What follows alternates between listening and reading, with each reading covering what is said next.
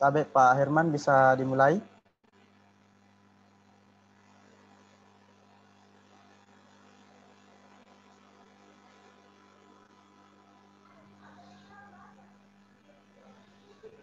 Halo. Iya, Pak. Ya, siapa? Iya. Bismillahirrahmanirrahim. Assalamualaikum warahmatullahi wabarakatuh.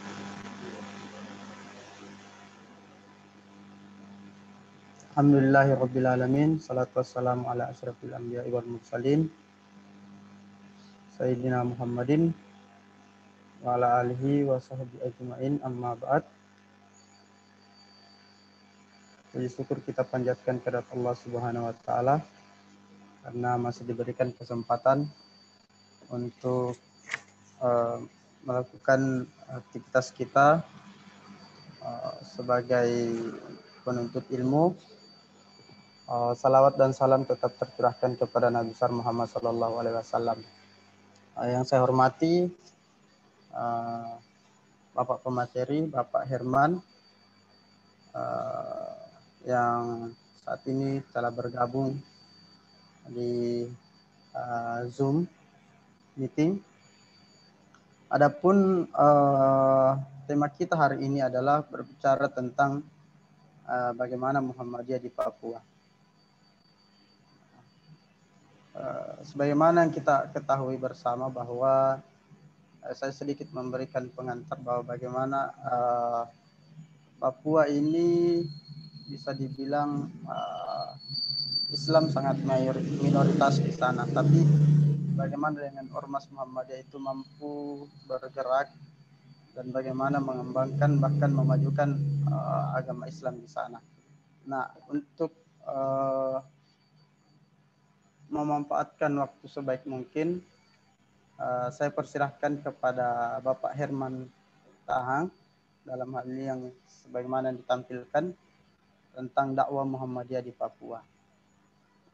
Untuk memanfaatkan waktu, saya persilahkan kepada Bapak Herman untuk mempresentasikan.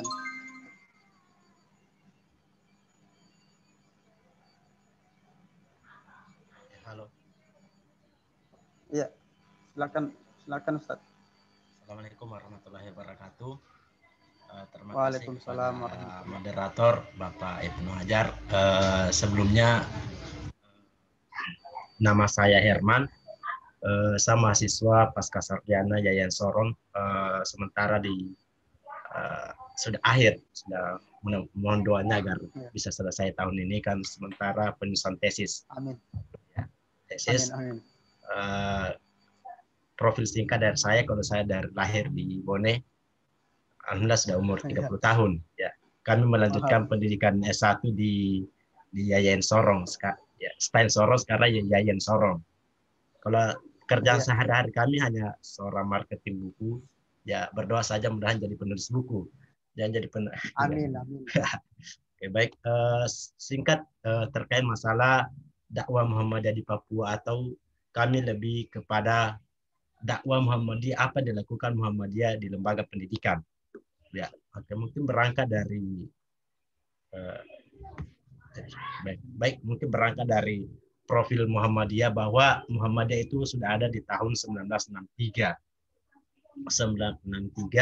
Namun dalam perjalanan yang begitu panjang terkait masalah Muhammadiyah di Kota Sorong, namun di tengah perjalanan ini salah satu pelopor di bidang pendidikan dan sosial itu yaitu Bapak Abdul Rauf Abu. Ya, di mana dari sinilah melihat Kota Sorong ini kan, Kota Sorong ini bila dikatakan bahwa secara bisa dikatakan itu kita mayoritas orang Muslim saat ini, karena imigran sudah banyak sekali. Kota Sorong melihat dari perspektif ke depan dari Pak Abdul Rauf ini melihat bahwa pendidikan yang sangat penting.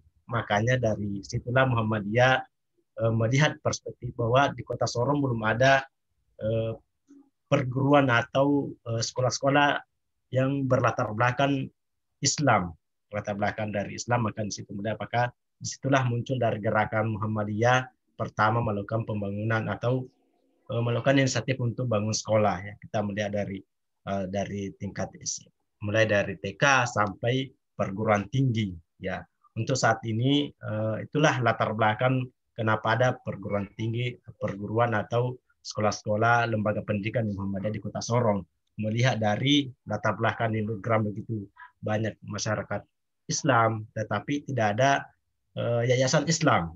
Ya, beberapa kami di selaku marketing buku biasa dengan yayasan-yayasan Kristen, biasa dulu dia selalu menceritakan bahwa zaman dulu di sekolah kami ini bukan hanya orang non-Muslim, tapi ada juga Muslim belajar di yayasan di YPPK, termasuk mertua saya juga termasuk alumni Yayasan Pendidikan Kristen. Karena pada saat itu belum ada yayasan Islam. Jadi melihat dari konteks itulah, makanya Muhammadiyah melihat peluang itu, mereka membangun lembaga pendidikan. Mungkin itu secara singkat terkait masalah latar belakang lahirnya pendidikan Muhammadiyah di Kota Sorong ini. Mungkin awalnya dari hanya Muhammadiyah untuk melihat persepsi untuk berdakwah, tapi melihat bahwa ada pendidikan yang sangat dipentingkan oleh masyarakat seperti itu. Dari kemudian lihat dari landasan teori bahwa dalam dakwah Muhammadiyah, ini tulisan saya terkait masalah judul saya itu dakwah Muhammadiyah di lembaga pendidikan. Maka kami berangkat dari pengertian dakwah, tapi saya tidak menjelaskan apa itu dakwah secara terperinci. Kemudian ada strategi dakwah, ya. Kemudian dari strategi dakwah ini kami melihat ada tiga teori dalam strategi dakwah, ada tiga teorinya. Salah satu teori yang kami ambil itu yang strategi taklim. Kenapa saya menyimpulkan bahwa strategi taklim yang dilakukan Muhammadiyah di lembaga pendidikan itu karena melihat dari konsep teori taklim itu adalah ada tersistematis, ada terperinci, kemudian ada tujuan tertentu, ada target-target, kemudian situ mencakup tentang kurikulum. Nah, kalau kita berbicara tentang pendidikan, maka yang paling penting adalah kurikulum dulu. Nah, di situ ada kurikulum, makanya kami menyimpulkan bahwa dakwah yang dilakukan Muhammadiyah di lembaga pendidikannya itu adalah disebut dengan strategi taklim dalam teori dakwah. Kemudian strategi dakwah ini apa-apa saja Muhammadiyah lakukan di lembaga pendidikan itu. Yang pertama, dari Muhammadiyah melakukan pengajian. Artinya bahwa setiap bulan ada jadwal-jadwal untuk setiap sekolah, sekolah-sekolah maupun sampai perguruan tinggi ada pengajian khusus dilakukan Muhammadiyah. Kemudian pendidikan kemuhammadiyaan atau disebut dengan Al-Islam kemuhammadiyaan. Ini merupakan satu kurikulum wajib yang dilakukan di seluruh, bukan hanya di Sorong, tapi seluruh Indonesia saya kira itu melakukan pendidikan kemuhammadiyaan. Tetapi kalau kita melihat di Sorong, yang boleh dikatakan bahwa bukan cuma orang Muslim, tetapi ada juga non-Muslim, tapi ini juga diwajibkan. Meskipun kalau Islam kemuhammadiyaan ini perguruan tinggi diwajibkan semua mahasiswa yang berada di lingkungan pendidikan Muhammadiyah. Kemudian selain itu ada organisasi kemuhammadiyaan. Ada Ikatan Pelajar Muhammadiyah, Ikatan Muhammadiyah, Ikatan Mahasiswa Muhammadiyah. Ini kan merupakan strategi-strategi dakwah yang dilakukan Muhammadiyah bagaimana mengembangkan itu Muhammadiyah, artinya melakukan kaderisasi lebih awal. Jadi Muhammadiyah merupakan strukturnya mereka di lembaga pendidikan Muhammadiyah itu. Artinya bahwa dakwah-dakwahnya Muhammadiyah ini betul-betul melakukan kaderisasi mulai dari tingkat TK sampai perguruan tinggi. Mereka terstruktur, kemudian kurikulumnya, pengajian-pengajiannya agar tetap Muhammadiyah mengembangkan amal usaha ini.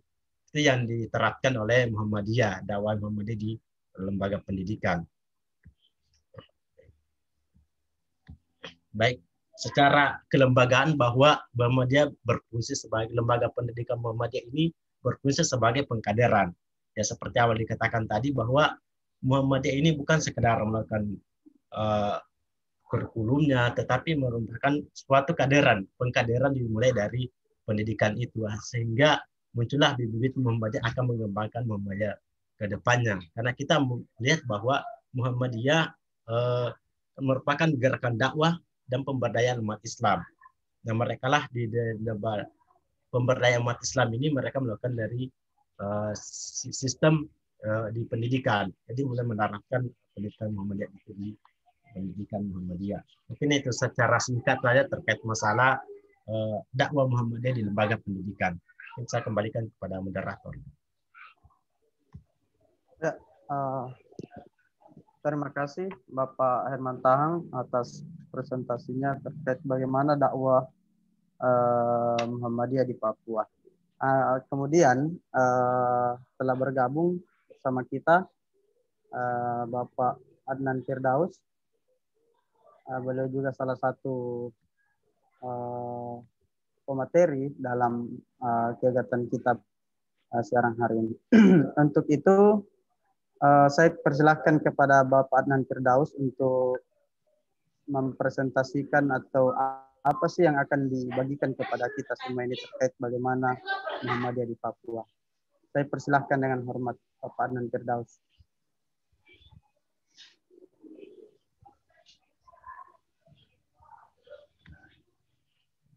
Ya, makasih Dinda, Dinda Ibnu. Makasih moderator. Apa ya? Bismillahirrahmanirrahim. Assalamualaikum warahmatullahi wabarakatuh. Jadi saya kira begini, Muhammadiyah itu kan gerakan dakwah yang tumbuh besar di Indonesia. Jauh sebelum orang bicara tentang sekarang kalau lagi tren Islam Nusantara, sesungguhnya motif-motif spirit Islam Nusantara itu sudah ada pada jati diri Muhammadiyah.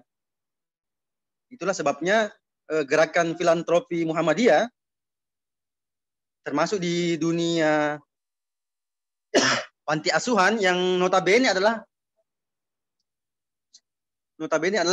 ikon Kiai Ahmad Dahlan dalam membumikan spirit-spirit dakwah bilhalnya itu sudah dimulai sejak Muhammadiyah dirintis. Jadi kalau kita bicara histori Muhammadiyah, ikon atau maskot utama Kiai Dahlan ketika mendirikan Muhammadiyah itu adalah gerakan filantropi, gerakan dakwah bilhal, terutama membangun panti asuhan. Karena secara histori dua itu sumbu peradabannya. Yang pertama adalah saat beliau meluruskan kiblat Masjid Kauman itu, dan yang kedua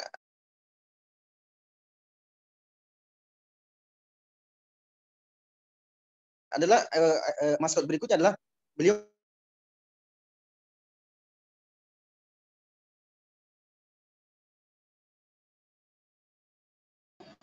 Suaranya Ustaz tidak kedengaran Ustaz.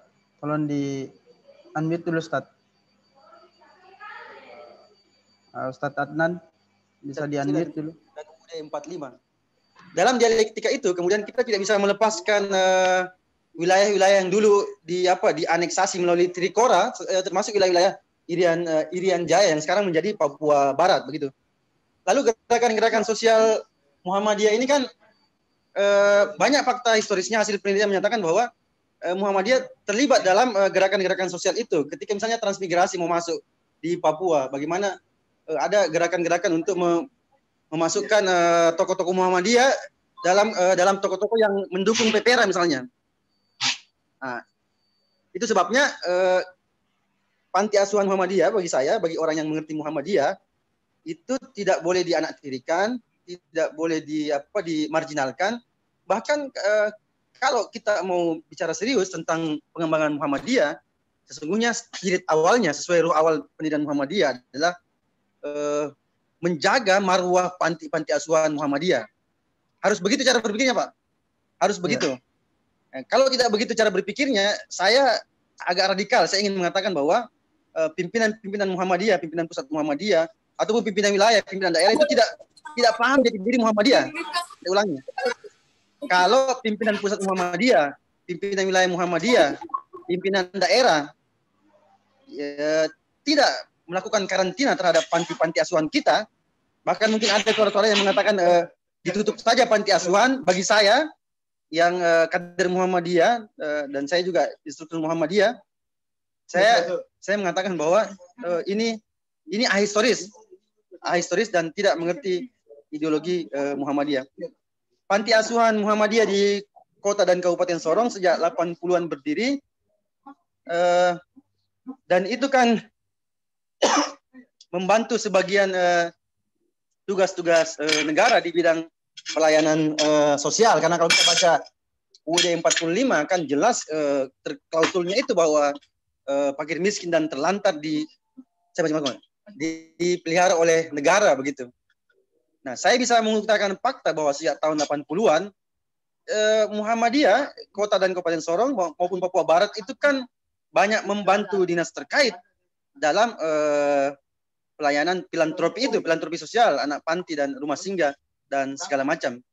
Dalam sebuah acara di TV lokal Sorong, CWM, saya bahkan pernah agak vulgar mengusulkan kepada pihak eksekutif, dalam hal ini wali kota, karena kan kita kan punya otsus itu. Lalu kemudian misalnya bagaimana pihak kepolisian agak terganggu, sempat dulu rame ada apa tuh fenomena anak-anak Papua yang suka keliaran di tengah malam, lalu kriminal congkel motor segala macam, bahkan curi brankas itu keliaran, dan mereka suka minum lem aibon. Saya sempat mengutarakan bagaimana kalau kemudian Pemda kalau nggak bisa kerjasama membangun panti atau minimal menduplikasi konsep yang sudah dijalankan Muhammadiyah selama ini dalam pembangunan panti asuhan begitu. Karena kan ada dana otsus begitu kan, daripada kemudian anak-anak ini keliaran mengganggu masyarakat dan ada faktanya mereka kriminal. Kenapa kemudian dana otsus itu tidak dipakai untuk membuat panti-panti yang representatif, yang pembinanya bagus, yang biayanya jelas gitu kan? Mereka dikasih pembinaan, misalnya karena anak Papua ini kan secara multiple intelligence pintar main bola itu, main voli, mereka jago. Mungkin mereka lemah di matematika, tapi kalau dibina talentanya, mereka bisa dibuat seperti melahirkan bos Salosa yang baru gitu.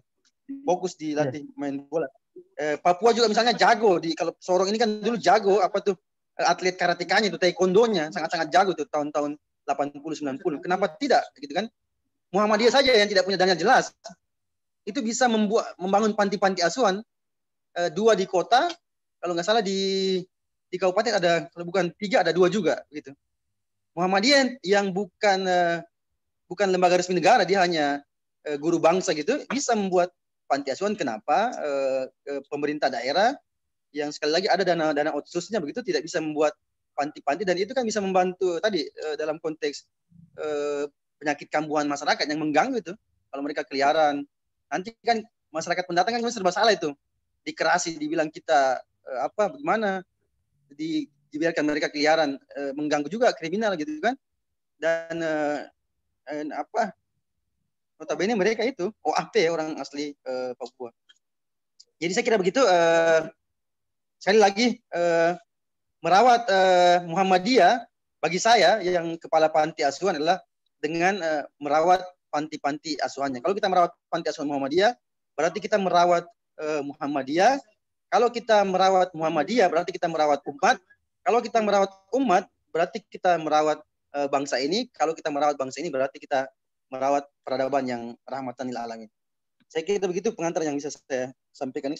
Saya mohon maaf, saya oral saya karena lagi banyak kegiatan hari ini, full padat merayap, tapi ya karena saya semangat dan saya hormati acara ini, saya tetap akan hadir. Demikian Dinda Ibnu, silahkan dilanjut ke yang berikutnya. Terima kasih.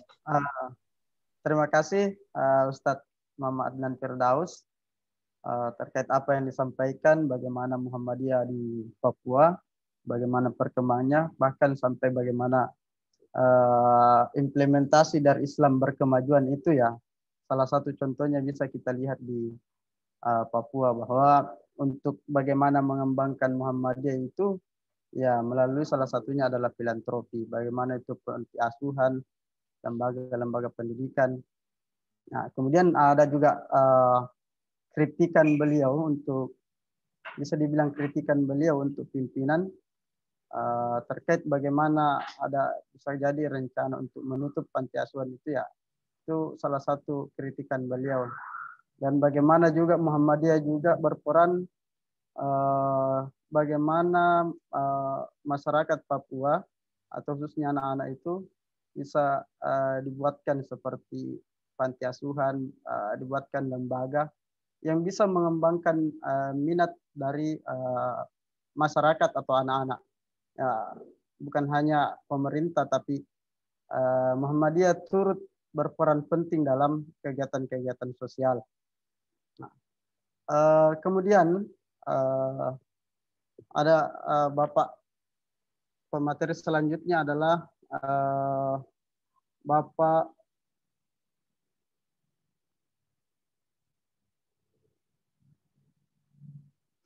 Haji Kamal.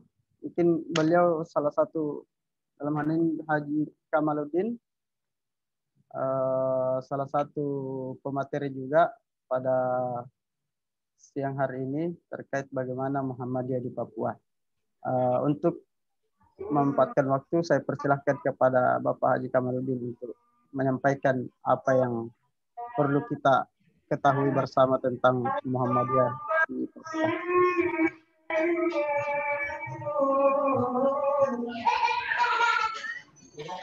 Ya, baik.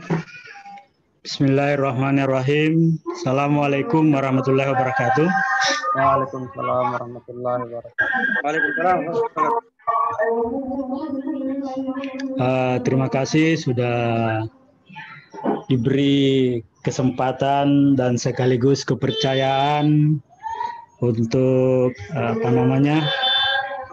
sharing ya dalam hal Muhammadiyah di seluruh tanah Papua ya. Tadi Pak Adnan sudah mengkupas beberapa hal tentang Muhammadiyah, terutama dalam hal amal usaha ya, yaitu panti asuhan. Ya, memang Ahmad Dahlan ya, di awal-awal berdirinya Muhammadiyah, yaitu memang fokusnya di situ ya. Ya, maka dari itu Ahmad Dahlan selalu membahas atau mengkaji tentang surah Al-Maun ya. Jadi mengkaji tentang surah Al-Maun. Di dalamnya di situ ya ada tentang masalah-masalah anak yatim piatu. Sampai ada pengikutnya, ada muridnya Ahmad Dahlan itu menyatakan atau mengatakan di acara tersebut, kenapa selalu surah Al-Maun, Pak Kiai? Nah, terus Pak Kiai memberikan penjelasan, ya kalau misalnya kalian sudah paham tentang surah Al-Maun, maka kita bisa pindah ke surah yang lain. Namun, apakah kalian sudah mengamalkan surah Al-Maun tersebut? Nah, terus para muridnya mengatakan, bagaimana itu Pak Kiai? Nah, kalau sebentar selesai ini pengajian, maka kalian menyebar, masuk ke pasar-pasar, cari itu anak-anak panti asuhan atau orang miskin, terus bawa pulang ke rumah kalian masing-masing. Ya, setelah dibawa pulang, dimandi, semua dikasih pakaian, terus dikasih makan. Nah, gitu. Itu langkah awalnya Ahmad Dahlan ya. Namun karena murid-muridnya ini, jadi murid-muridnya itu bukan anak kecil-kecil ya, tapi sudah agak besar-besar, sudah dewasa, bahkan ada sudah bapak-bapak. Namun demikian, ya belum mereka lakukan. Akhirnya dilanjutkanlah surah Al-Maun lagi. Gitu. Jadi itu kuncinya. Jadi kita di Muhammadiyah, ya khususnya di Papua ini, ya juga mungkin seperti itu yang seperti disampaikan oleh Pak Adnan ya. Ya kenapa? Ya masalah-masalah olahraga dan seterusnya ya. Ya bisa membangun Muhammadiyah, bisa membangun panti asuhan, bisa membangun perguruan tinggi. Ya kenapa tidak bisa pemerintah bisa memfasilitasi daripada orang-orang yang tidak mampu untuk dibangunkan fasilitas yang lebih bagus. Itu pertama. Terus yang kedua, saya prolog dulu.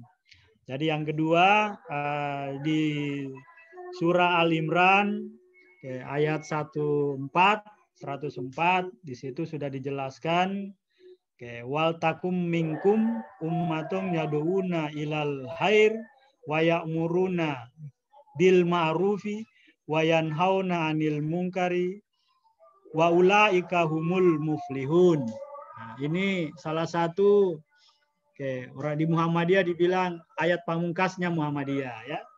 Ya, kalau kita artikan, dan hendaklah di antara kamu ada segolongan yang menyuruh kebajikan.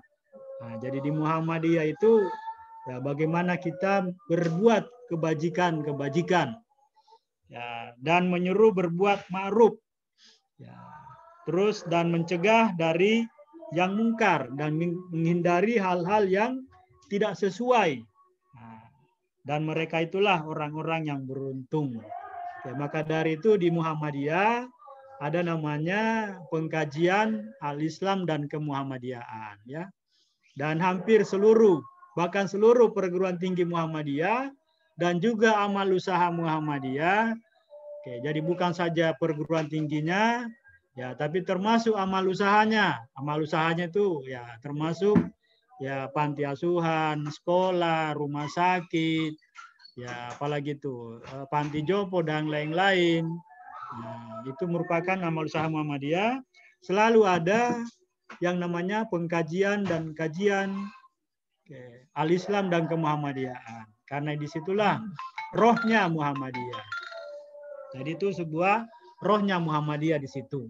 Jadi tanpa kalau ada perguruan atau amal usaha, minim aktivitas kajian al-Islam dan kemuhammadiyaannya, ya maka itu ya bisa dipertanyakan dan mereka pasti kurang sukses. Bukan berarti tidak sukses, kurang sukses. Dia sukses tapi kesuksesannya itu pelan ya. Nah, jadi kurang sukses. Oke, oleh karena itu salah satu ujung tombak atau salah satu rohnya Muhammadiyah yaitu pengajian. Jadi bukan saja di pendidikannya, bukan saja di amal usahanya, tapi juga di Muhammadiyahnya. Nah, berbicara tentang Muhammadiyah di Papua, nah, itu sudah lama ya. Ada namanya Haji Ibrahim Bau. Nah, itu salah satu kader yang membawa Muhammadiyah masuk ke Jayapura. Namanya Ibrahim Bau. Nah, itu dari mungkin tahun 40-an ya. Sudah masuk ke Muhammadiyah di situ. Namanya Haji Ibrahim Bau. Nah, beliau itu orang Fak-Fak kalau tidak salah ya. Itu salah satunya. Bahkan dia sering sama dengan Soekarno. Jadi sering bersama dengan Soekarno. Jadi di samping dia seorang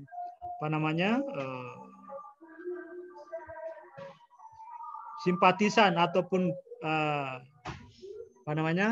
pengurus Muhammadiyah Jayapura dulu namanya.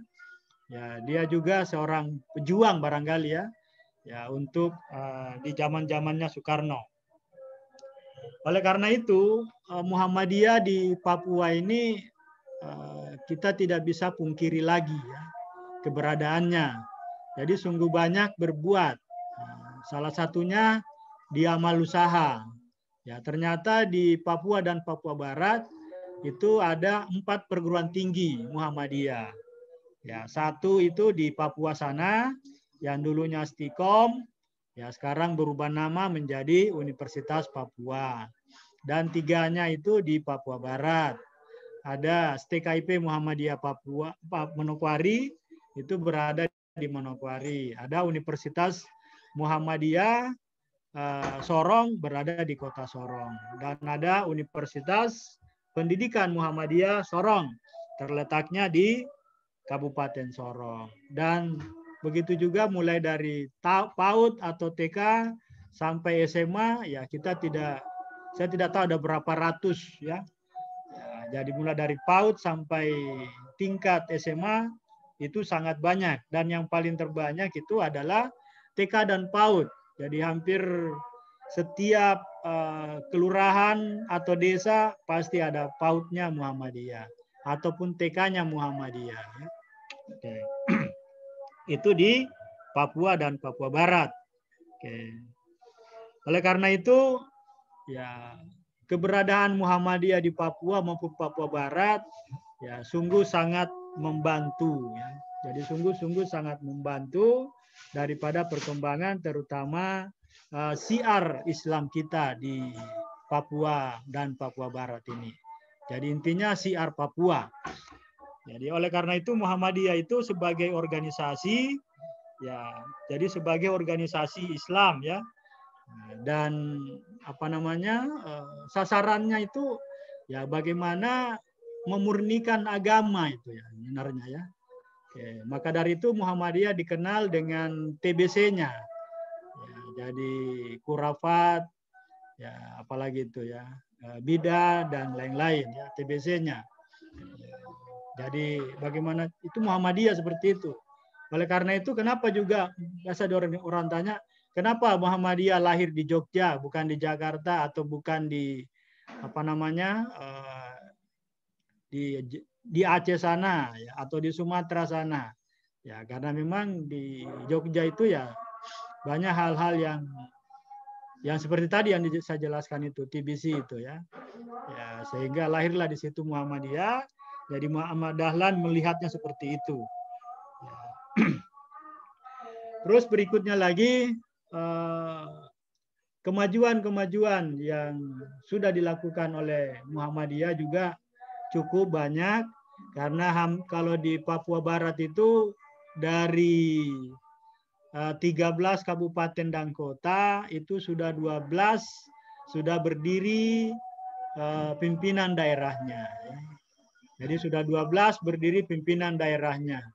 Meskipun dari 12 pimpinan daerah maupun Aisyahnya sudah berdiri, ya, tapi masih ada beberapa juga yang belum apa namanya memperlihatkan ya keunggulan di daerah setempat tersebut ya karena mungkin masih baru.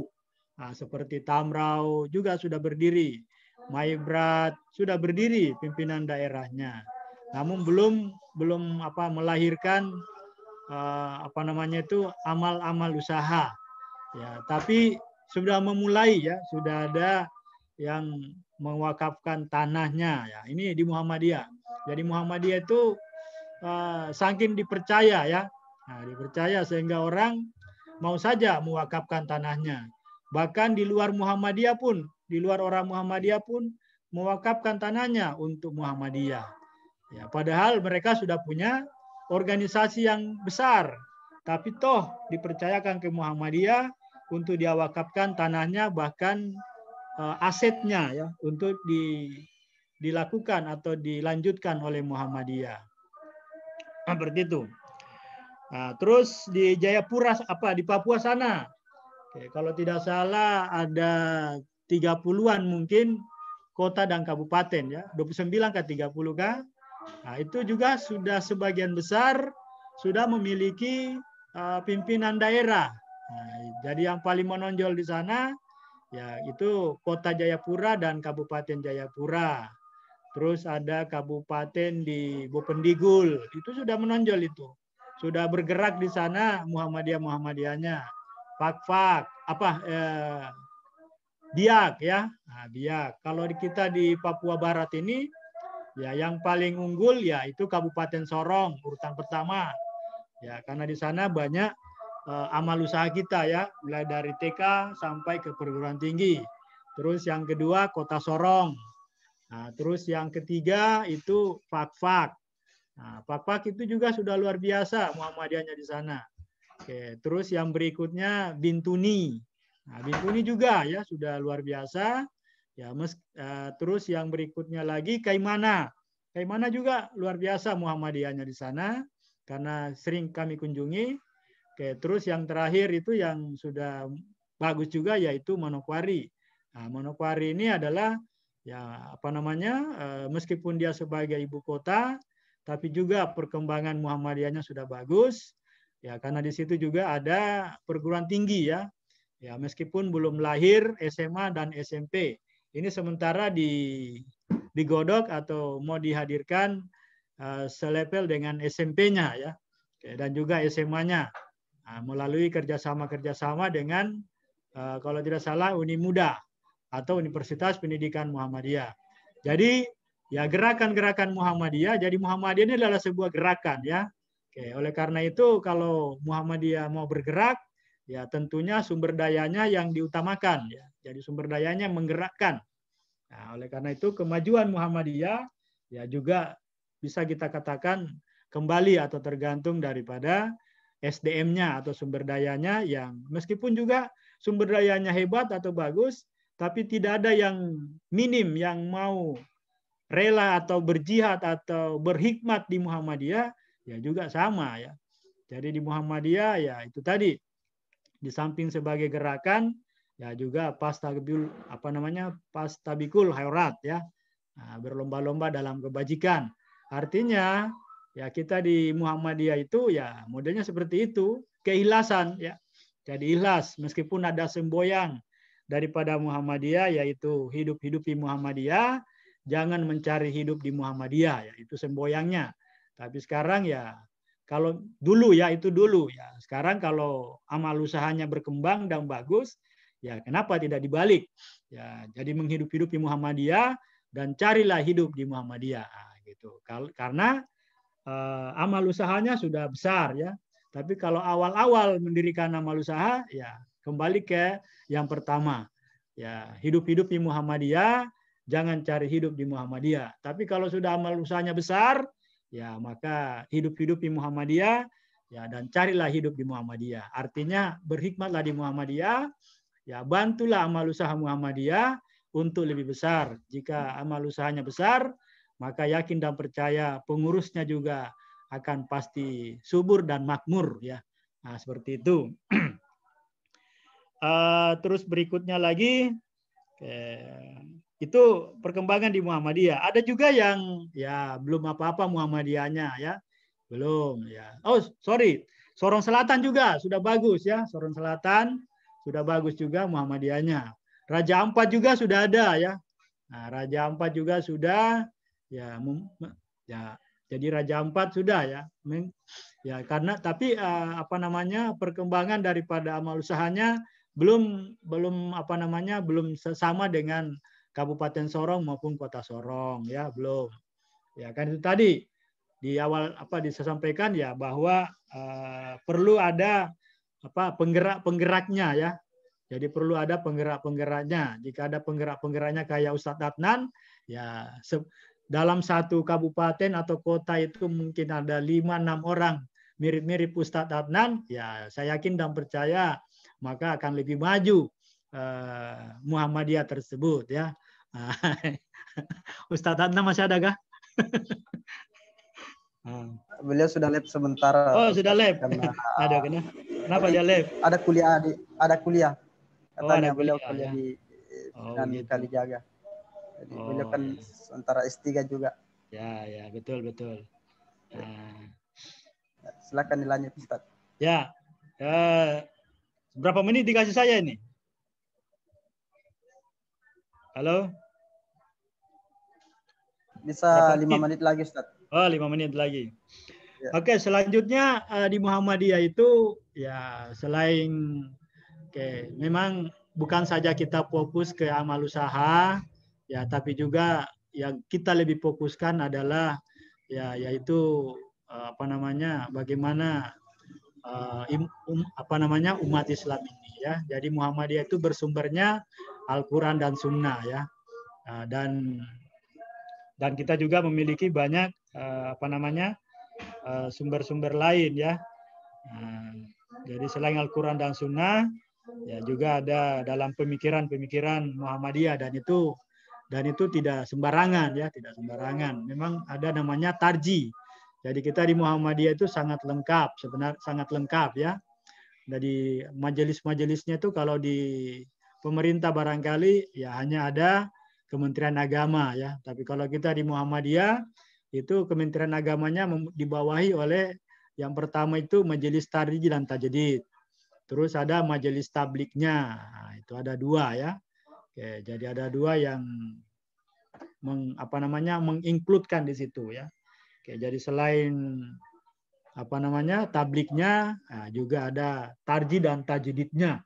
Nah, begitu juga di majelis-majelis lain ya, ada majelis sosialnya, ya ada majelis pemberdayaan masyarakatnya, ya, dan itu semua majelis dan lembaga juga ada ya, lembaga yang belum dijadikan majelis, ya ada seperti lembaga hubungan internasional, ada ya, lembaga majelis pendidikan dasar dan menengahnya ada juga selevel dengan perguruan tingginya, tingkat tingginya.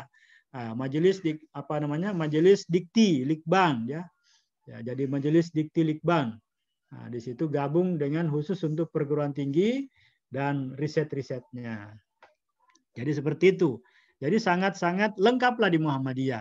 Tidak ada yang tidak ada. Nah, begitu juga dibawahi oleh ortom-ortom ya. Ini ortomnya paling banyak ini ya. Ya, ortomnya ada ya, mulai dari IMM, IPM, Pemuda Muhammadiyah, Tapak Suci, ya Hizbul Watan, ya itu banyak ya. Nah, terus ada lagi lembaga sakatnya, lembaga amil sakatnya. Ada juga bank-banknya ya. Jadi di Muhammadiyah lengkap lah ya, bank-bank kecil ya namanya, yaitu BTM namanya, Betut Tanwil Muhammadiyah. Nah, di situ ada juga namanya MDMC, Muhammadiyah Disaster Managementnya. Ya, kalau ada bencana-bencana, kalau di Indonesia namanya PNPB ya, Badan Penanggulangan Bencana. Kalau kita di Muhammadiyah namanya MDMC, Muhammadiyah Disaster Management. Muhammadiyah Disaster Management juga ya terpencar lagi, ada namanya relawan-relawannya ya. Jadi ada relawan-relawannya, biasa tertulis di punggungnya itu relawan Muhammadiyah. Oke, di situ ada logo-logonya Lasismu, ada logonya Kokam ya. Kokam itu bagian daripada Pemuda Muhammadiyah. Tentaranya Pemuda Muhammadiyah atau tentaranya Muhammadiyah. Nah, dan itu juga berdirinya sudah lama semua ya. Nah, kalau pramukanya ya kita namanya Hizbul Watan ya. Jadi sudah lengkap lah ya. Nah, oleh karena itu kemajuan Muhammadiyah di Papua dan Papua Barat ya insya Allah ya tidak dipungkiri lagi ya, dan kita sudah berupaya ya ke depan ini akan lahir perguruan tinggi di daerah-daerah lain yang ada di Papua dan Papua Barat ya. Sementara ini progres kita itu di Bintuni ya. Namanya ITBM Bintuni, Institut Teknologi Muhammadiyah Bintuni. Sementara kita garap untuk bisa muncul SK-nya dulu, baru kita rekrutmen calon mahasiswa baru. Ini besok insya Allah saya ke Manokwari, terus ada ke PDM-nya ya. Jadi PDM-nya Mansel, Manokwari Selatan, ya mau juga mendirikan perguruan tinggi Muhammadiyah. Saya bilang ya silakan saja, yang penting sudah ada tanah minimal 1 hektar dan sudah siap tanahnya, orang wakafkan ya. Jadi orang wakafkan tanah. Nah, begitu juga kita di Sorong, saya selaku di samping sebagai wakil sekretaris pimpinan wilayah Muhammadiyah, juga berhikmat di lembaga Amil Sakat Muhammadiyah Papua Barat ya. Nah, kita sekarang lagi memprogramkan makam ya, pemakaman ya atau makam ya. Ya ada yang mau atau ada tanah 20 hektar yang planning kita untuk dijadikan makam ya. Itu pun makamnya ya sesuai dengan Islam ya. Nah, gitu. Ya, jadi kalau mau tidak cepat penuh ya jangan dikasih batu ya. Nah, seperti itu. Kalau dikasih batu ya meskipun 20 hektar ya mungkin dalam jangka waktu 10 tahun, 15 tahun ya sudah penuh. Nah, tapi kalau kita model seperti di Baki sana, di di Mekah atau Tanah Suci, ya maka ya itu mungkin ratusan tahun baru penuh ya, bahkan tidak akan penuh. Ya kalau kita model seperti itu ya. Nah, itu barangkali dari saya tentang Muhammadiyah. Ada juga minusnya ya. Jadi minusnya juga ada. Ya Muhammadiyah punya minus-minus juga ada. Tidak semua baik-baik ya. Ada juga minus-minusnya. Ya seperti ada pimpinan daerah. Ya itu mungkin kurang gerakan saja. atau kurang kurang pengkajian al-Islam dan kemuhammadiyahannya. Sehingga untuk mau bergerak juga masih berpikir ya. Yaitu plus minusnya di situ. Oke, terus kita di Muhammadiyah juga ada ibu-ibunya ya. Namanya Aisyah. Juga ada pemudanya, pemuda perempuannya namanya Nasihatul Aisyah ya. Nah, itu masuk dalam kategori ortom ya. Oke, itu barangkali kalau misalkan ada tanya jawab atau sharing ya silakan. Kami tutup dengan mengucapkan alhamdulillahirrabbilalamin. Assalamualaikum warahmatullahi wabarakatuh. Waalaikumsalam warahmatullahi wabarakatuh. Terima kasih Bapak Haji Kamaluddin. Sekedar penyampaian berhubung juga ini kegiatan kita ini live di Facebook. Begitu. Menyampaikan bahwa Bapak Haji Kamaluddin SS MM, beliau adalah Wakil Rektor 2 Universitas Muhammadiyah Sorong. Jadi tadi belum disampaikan CV-nya Ustadz. Jadi begitu. Kalau mau dikirim CV-nya saya kirim. Ya. Ustadz Adnan sudah menuliskan di room chat, jadi saya membacakan sedikit. Untuk sekedar penyampaian kepada netizen juga Ustadz. Beliau juga Wakil Sekretaris Pimpinan Wilayah Muhammadiyah Papua Barat. Nah, tadi sudah dijabarkan bagaimana Kiai Haji Ahmad Dahlan, pendiri dari Muhammadiyah itu sendiri, berangkat dari surah Al-Ma'un, kemudian surah Al-Imran ayat 104. Kemudian salah satu roh dari Muhammadiyah adalah melalui pengajian-pengajian. Nah, kemudian latar belakangnya itu ya bagaimana memurnikan agama Islam melalui 3, yaitu TBC, tahayul, bid'ah, dan khurafat. Nah, itu adalah bagian dari untuk memurnikan ajaran-ajaran Islam. Kemudian ada beberapa banyak amal usaha Muhammadiyah yang dilakukannya, seperti yang disampaikan juga Pak Ustadz Adnan Firdaus, bahwa ada gerakan-gerakan sosial seperti gerakan-gerakan filantropi. Nah, itulah yang disampaikan oleh Bapak Kamaluddin selaku Wakil Sekretaris Pimpinan Wilayah Muhammadiyah. Kemudian kita bisa sharing saja sini karena silakan. 4 orang. Saya juga mau bertanya kepada Bapak Herman bahwa gerakan dakwah di Muhammadiyah itu melalui pendidikan. Jadi apakah ini bisa dikatakan bahwa gerakan Muhammadiyah itu bergerak dari akar rumput atau kultur, atau bisa juga bergerak dari struktural begitu Ustadz? Bagaimana menurut Ustadz Herman? Baik, terima kasih. Kalau ini gerakan dakwah Muhammadiyah di lembaga pendidikan merupakan dakwah struktural ya. Mereka menggunakan struktur, di mana struktur mereka mulai dari kurikulumnya, kemudian keorganisasiannya. Mereka sudah membentuk pengkaderan tentang persiapan masa depan untuk Muhammadiyah seperti itu. Jadi mereka pendekatan struktural. Kemudian kita tahu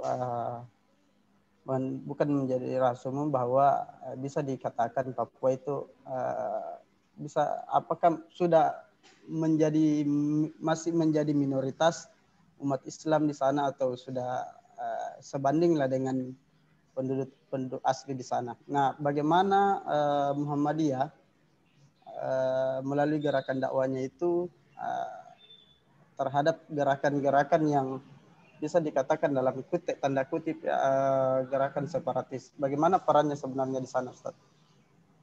Melalui gerakan dakwahnya itu.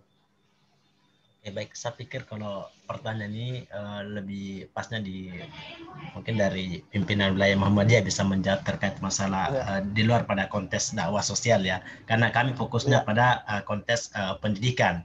Nah, kebetulan kalau bicara tentang dalam konteks lembaga pendidik dakwah Muhammadiyah, lembaga pendidikannya ini, saya melihat bahwa kita melihat dari sisi mahasiswa ya, atau boleh dikatakan bahwa mahasiswa di seluruh perguruan tinggi yang ada di Papua, saya pikir adalah mahasiswa yang terbanyak itu adalah di perguruan tinggi Muhammadiyah. Ya, itu tidak bisa dipungkir lagi ya. Kalau kita melihat di kota Sorong, karena konsepnya di kota Sorong, mahasiswa terbanyak ada di Universitas Muhammadiyah Sorong. Nah, di situ juga tetap diajarkan tentang al-Islam ke-Muhammadiyaan tanpa melihat latar belakang mereka untuk memperkenalkan Islam kepada saudara-saudara kita. Kalau kita berbicara konteks kota Sorong untuk saat ini, kalau kita fokusnya ke kota Sorong, kami kalau saya melihat data ya, itu sebenarnya kita sudah menjadi mayoritas secara umum. Tapi kalau kami untuk menjawab dakwah secara sosial, mungkin sepertinya yang bisa menjawab oleh Bapak Kamaluddin ya, beliau karena beliau lebih terjun kepada dunia dakwah, sedangkan kami hanya melihat dari sisi lembaga pendidikan Muhammadiyah, dan saya juga bukan dari kadar Muhammadiyah, jadi kami hanya pernah menjadi meneliti di Muhammadiyah ya, termasuk yang memfasilitasi waktu itu Pak Kamaluddin waktu itu masih beliau menjabat sebagai Ketua Basnas Kota Sorong. Oke, mungkin dari saya. Pak Herman ini ya. Ya, siapa? Iya, Pak. Iya, karena cukup menarik juga ini Ustaz. Saya juga cukup mengikuti perkembangan Muktamar Muhammadiyah waktu di Makassar. Bagaimana orang-orang yang istilahnya non-Muslim, tapi juga banyak berkontribusi terhadap Muhammadiyah.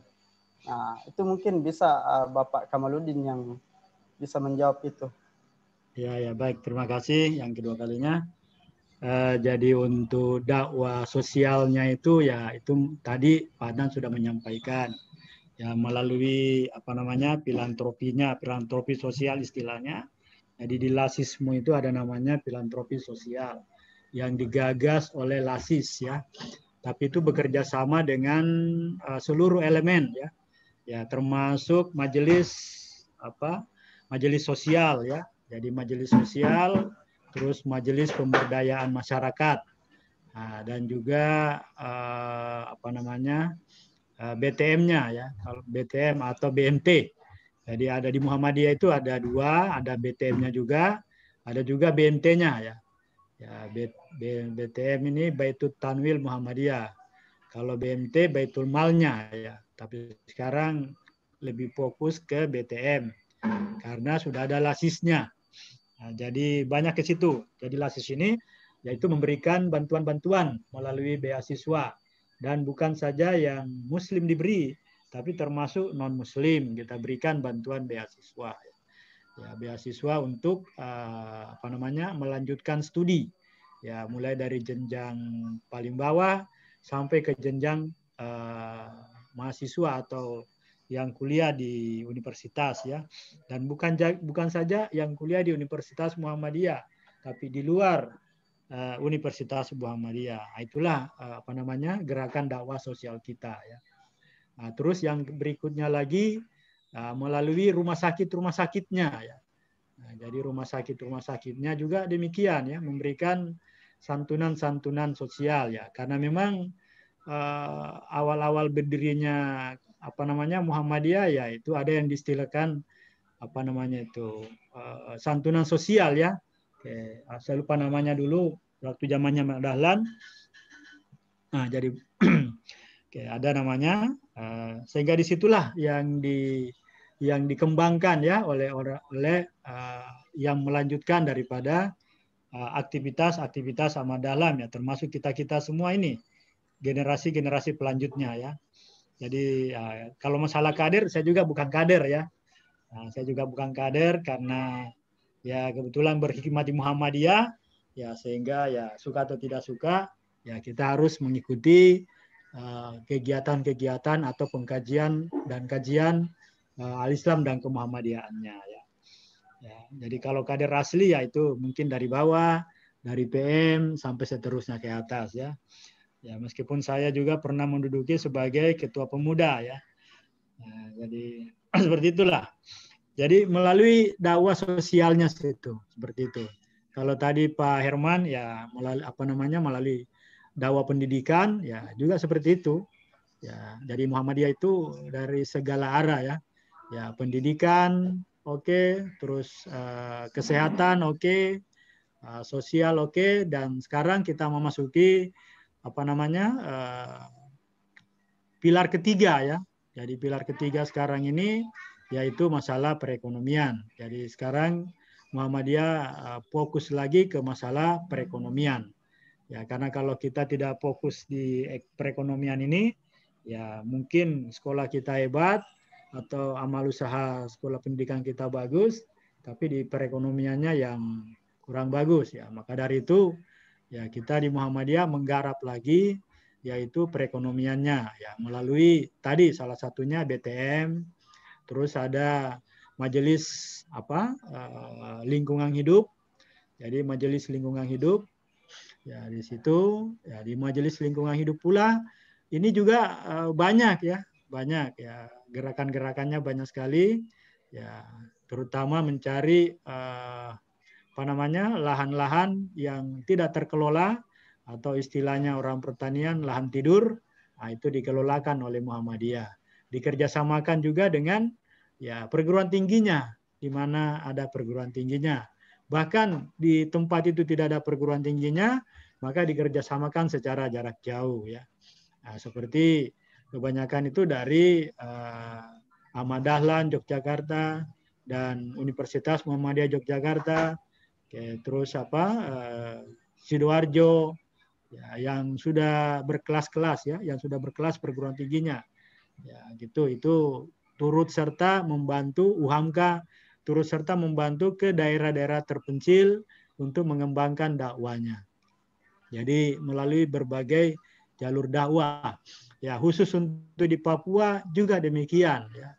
Nah, jadi bukan saja di Papua Barat, tapi juga termasuk di Papua ya sudah masuk sampai ke pelosok-pelosok ya untuk mengembang amanah dan dakwah ya untuk Muhammadiyah.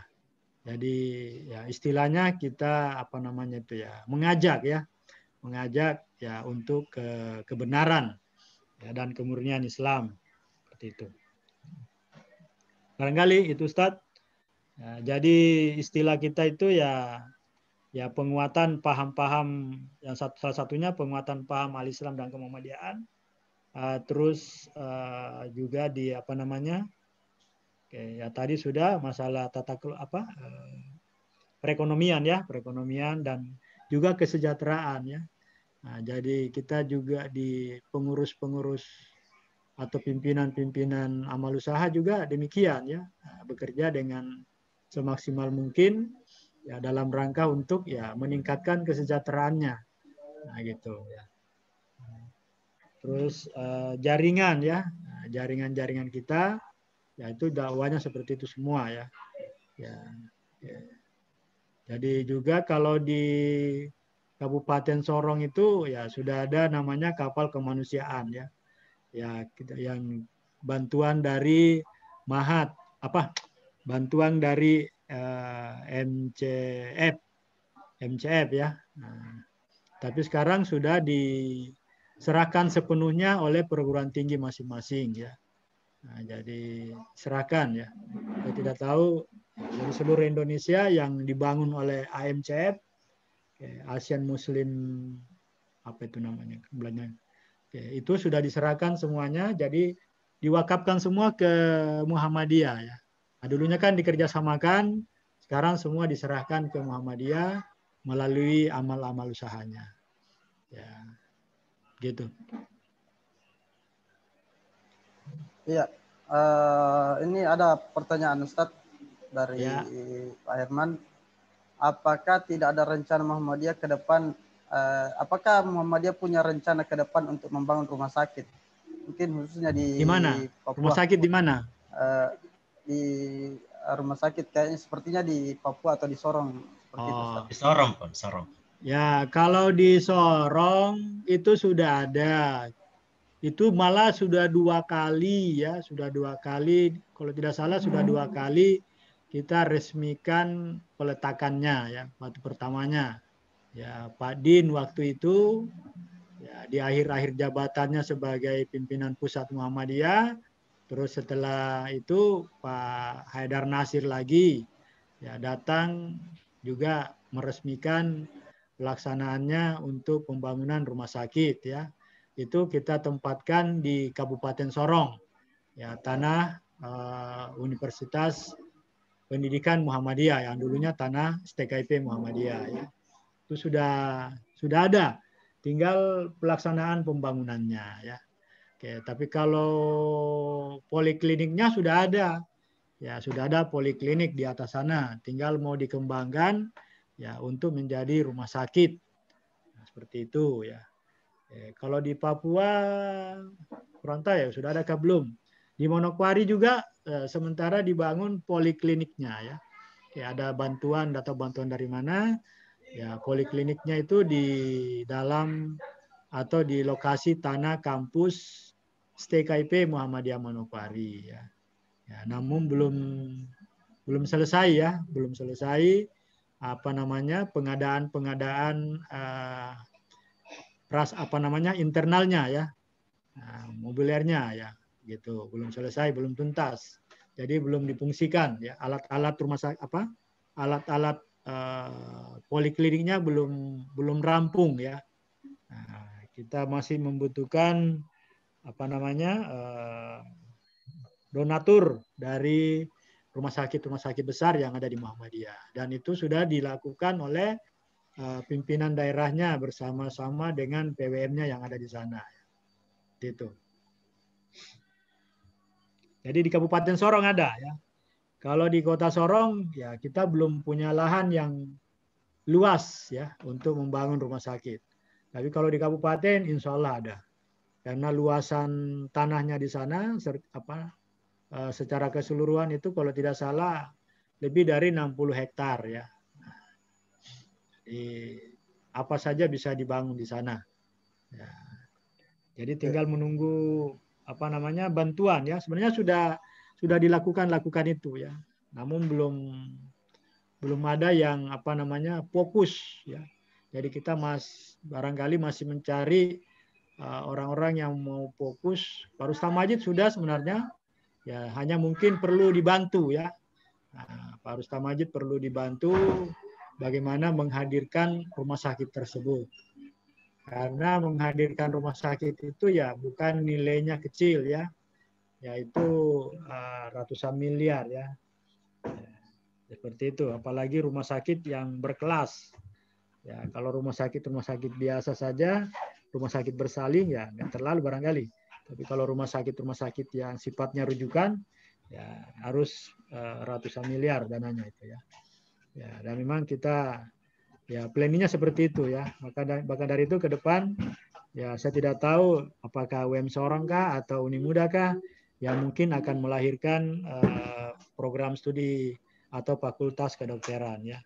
Nah, dari salah satu perguruan tinggi ini ke depannya mungkin akan melahirkan fakultas kedokteran ke depannya.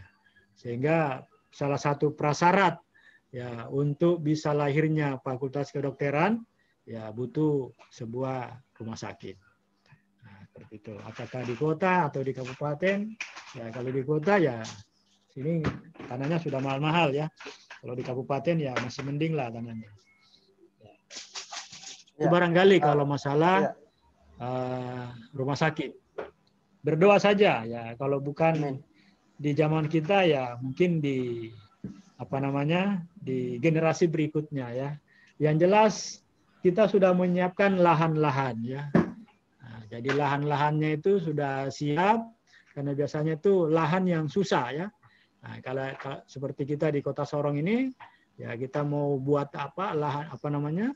kampus yang megah dan sangat luas satu hamparan ya seperti 20 hektar ke atas ya nggak ada lagi ya, dan ada pun tapi sudah mahal ya 1 hektarnya itu ya sudah miliaran ya paling rendah ya 3 sampai bahkan sudah 8 miliar 1 hektarnya gitu. Itu kalau tengah kota ya. Kalau pinggir-pinggir kota ya masih ada 1 hektar itu ya 3 miliar ya. Tapi kalau di tengah kota ya sudah 8 miliar ke atas 1 hektarnya. Bahkan lebih. Nah. Iya. Oke, saya kira begitu Pak Iya. Ibnu Hajar ya. Iya, Ustaz. Ya, dari segi perguruan tinggi Ustadz, bagaimana peran perguruan tinggi Muhammadiyah di sana? Baik itu misalnya Universitas Di Muhammadiyah mana? Sorong atau secara keseluruhan Ustadz khususnya di Papua Barat lah. Peran perguruan tinggi terhadap apanya? Secara Ya, keseluruhan Ustadz, bagaimana itu? Peran perguruan tinggi terhadap apa? Bagaimana pemberdayaan terhadap secara umum asli Papua? Iya. Ya, kalau alhamdulillah di priorisasi kita ini Pak Muhammad Ali rektor, terus saya ditunjuk sebagai wakil rektor, ya maka saat ini kita sudah mengangkat ya putra asli Papua, Moi, ya untuk menjadi tenaga pengajar ya, tenaga dosen tetap, bahkan menjadi tenaga dosen tetap. Nah itu salah satu, tapi itu baru satu. Ya kita masih mencari yang beberapa ya untuk kita jadikan sebagai dosen tetap. Nah, tapi kalau untuk dosen tidak tetapnya ya banyak, dari dulu banyak ya. Ya begitu juga di kabupaten sana di Unimuda. Ya orang-orang asli Papua juga banyak mengajar ya. Nah, seperti itu. Jadi kita tidak mengklasifikasikan ya. Jadi siapa saja yang mau berhikmat di Muhammadiyah, ya mau menyumbangkan pengetahuan atau ilmunya atau keunggulannya atau kelebihannya, ya disilakan. Muhammadiyah itu open, terbuka ya. Ya, jadi kita di Muhammadiyah itu terbuka. Nah, gitu. Ya, begitu juga dengan yang kuliah di Muhammadiyah. Nah, yang kuliah di Muhammadiyah juga demikian ya. Kuliah di perguruan tinggi Muhammadiyah kan ya hampir seluruh agama ada ya. Ya bukan saja di Papua di sini atau di Jayapura atau di Papua atau di Sorong atau Kabupaten Sorong. Ya termasuk di UHAMKA, Universitas Muhammadiyah Malang, itu banyak orang Papua. Di Surabaya, Universitas Muhammadiyah Surabaya, Universitas Muhammadiyah Sidoarjo, ada orang asli-asli Papua yang kuliah di sana ya.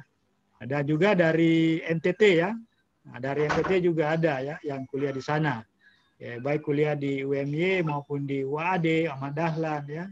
Ya, di perguruan tinggi Muhammadiyah banyak ya. Nah, jadi kita tidak membatasi.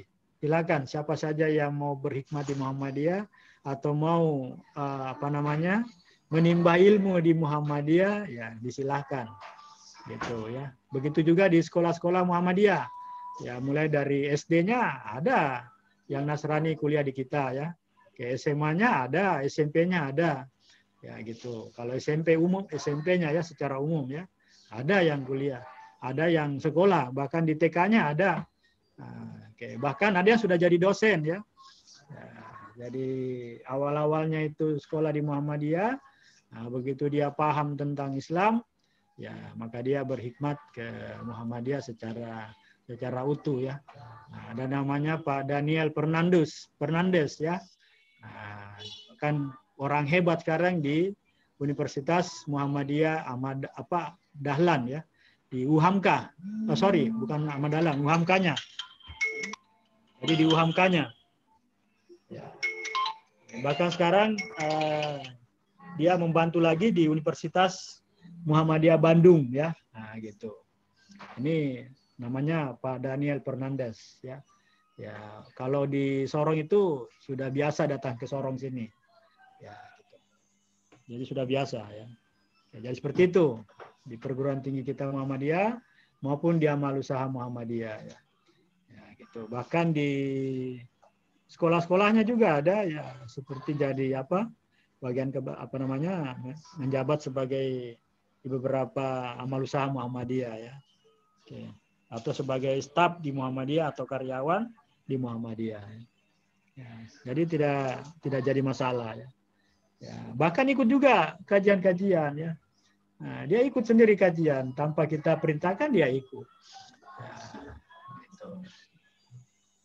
Jadi kita tidak paksakan, tidak ya. Yang mau ikut ya silahkan. Tidak juga no problem. Ya, gitu. Ya. Seperti itu. Terima kasih. Ya, terima kasih Pak Haji Kamaluddin. Mungkin Pak Herman masih ada ingin ditanyakan kepada Bapak Kamaluddin. Tadi memang Muhammadiyah di Papua itu ya sangat luar biasa kalau kita mendengarkan penjelasan dari Bapak Kamaluddin bahwa memang Muhammadiyah itu terbuka untuk siapapun. Dan ya, alhamdulillah kalau kita lihat seperti yang disampaikan, bagaimana ya betul-betul jika ingin berhikmat ya sama halnya seperti saya juga berasal dari sekolah Muhammadiyah. Kemudian ikut di pencak silatnya seperti tapak suci. Nah, jadi ya tapi kita bisa dikatakan berhikmat begitu ya Pak, berhikmat di Muhammadiyah. Jadi itu baru-baru ini ya ada surat dia menyatakan bahwa dia salah satu kandidat untuk masuk di staf kepresidenan kalau tidak salah ya. Ya, jadi disampaikan di situ bahwa dia kuliah atau dia lulus di SMA Muhammadiyah di kabupaten sana ya. Kabupaten Sorong ya. Nah, maka ya kita memberikan semacam rekomendasi. Jadi Muhammadiyah wilayah memberikan rekomendasi bahwa ya benar pernah melakukan mengenyam pendidikan di Muhammadiyah, dan dia juga diwawancara ya seperti itu ya, bahwa Muhammadiyah itu open ya, tidak terbuka. Nah, gitu. Nah, itu salah satu kandidat untuk masuk menjadi kandidat ya untuk jadi staf ya katanya situ. Nah, bahkan dia ke PP sana ya. Nah, jadi dia ke PP, termasuk Bupati sebelum John Kamuru ya. Nah, John Kamuru. Nah, siapa lagi namanya? Pak Malak ya. Nah, Pak Rustam Majid itu pernah bawa ke pimpinan pusat Muhammadiyah. Ya, gitu. Jadi, itulah kalau kita mau maju ya seperti itu ya. Nah. Ya. Ya, terima kasih Pak Haji Kamaluddin terkait pemaparannya bagaimana memberikan informasi atau sharing terkait bagaimana Muhammadiyah Papua Barat, terkait lembaga usahanya, lembaga pendidikannya. Jadi yang terakhir ya sekaligus ada beberapa masing-masing ya, oke, closing statement yang terakhir ya. Di perguruan tinggi Muhammadiyah itu di Papua Barat ya, terutama UM Sorong, yaitu membangun Papua. Jadi dia punya istilahnya kayak itu ya. Ya, membangun Papua dengan ketulusan dan keikhlasan ya. Nah, gitu. Jadi membangun Papua dengan ketulusan dan keikhlasan. Apa istilahnya itu ya? Ada nama, bukan visi misinya ya, tapi ada istilah brand atau apakah ya. Jadi membangun UM Sorong, Universitas Muhammadiyah Sorong, membangun Papua dengan ketulusan dan keikhlasan. Itu barangkali ya dari saya. Ya, kemudian persilakan Ustadz Herman untuk memberikan closing statement-nya. Baik, terima kasih. Mohon maaf sebelumnya karena tidak bisa kelihatan videonya karena salah teknis dari laptop kami. Kami sebagai pernah melakukan penelitian di Muhammadiyah bahwa kami melihat dari konsep Muhammadiyah apa dilakukan, bahwa ini perlu dicontoh ke depannya apa dilakukan Muhammadiyah, karena mereka melakukan gerakan dakwahnya itu secara terstruktur ya, sistematis. Akhirnya kadar-kadar mereka bisa terpantau menjadi generasi penerus Muhammadiyah untuk mengembangkan amal usaha. Kenapa saya mengatakan bahwa mereka struktur? Muhammadiyah ini mereka punya catatan sendiri terkait masalah berapa jumlah warga Muhammadiyah dibandingkan dengan organisasi lain tidak bisa mengetahui berapa jumlah peserta atau jumlah warganya ada di masing-masing wilayah. Tapi kalau Muhammadiyah mereka secara terstruktur, jadi mereka mengetahui berapa kadar-kadar mereka yang ada di Muhammadiyah. Mungkin itu saja dari saya, balikan kepada moderator. Ya, terima kasih Ustadz Herman, terima kasih Bapak Kamaluddin selaku pimpinan wilayah Muhammadiyah Papua Barat. Bahwasanya saya mengutip sedikit dari Ustadz Herman bahwa organisasi Muhammadiyah itu jelas mempunyai database ya, karena mengetahui berapa jumlah kader Muhammadiyah. Nah, seperti itu kira-kira. Terima kasih Ustadz Herman, terima kasih Bapak Kamaluddin atas sharingnya siang hari ini.